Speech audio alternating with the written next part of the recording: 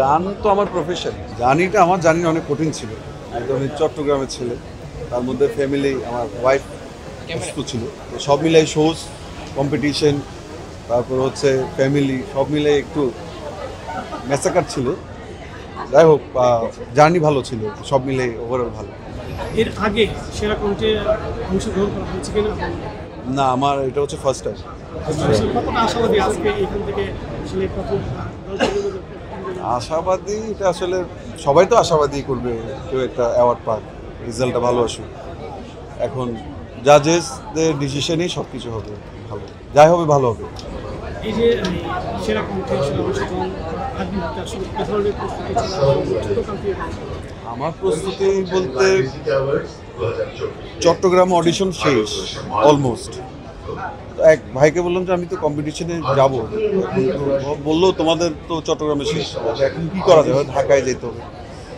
তো পরে 3 তারিখ ছিল, মেবি ডিসেম্বর বা এই টাইপে 3 তারিখে আমি ঢাকায় আসছি।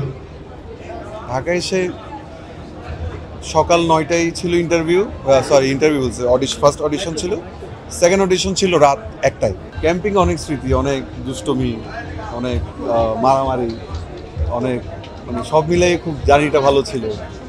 ভালো রাত, আমরা আসলে তো ঘুম তো তেমন, রাত 3টা বাজে আমাদের ঘুম আসতো, সবাই মিলে রাতের বেলায় গান টান করতাম, তারপর গিয়ে ঘুমাতাম, ঝগড়া হতো।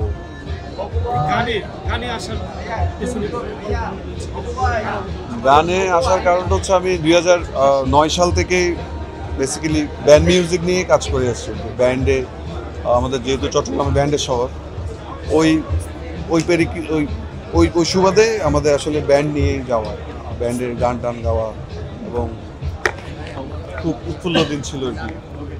আপনার হচ্ছে বাসা থেকে চুরি করে শো দেখতে যেতাম কেমন গাচ্ছে। বস আয়ুব বাচ্চু।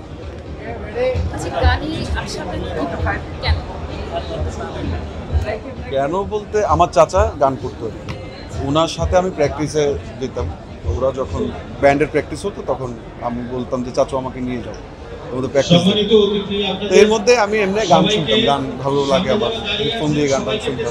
তখন ছিল MP3 ছিল, তো শুনতে শুনতে একদিন প্র্যাকটিসে গেলাম, যাওয়ার পর বললো যে আরাফাত একটা গান, আমার গান শুনতে গাইলাম, তুই তো খুব ভালো গান। এই একটি যাত্রা শুরু, আস্তে আস্তে একটা ব্যান্ড লাইন আপ করলাম।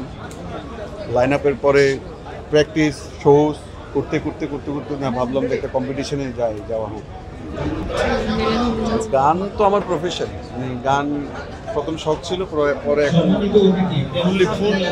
ফুললি ফুল হচ্ছে প্রফেশনই গান।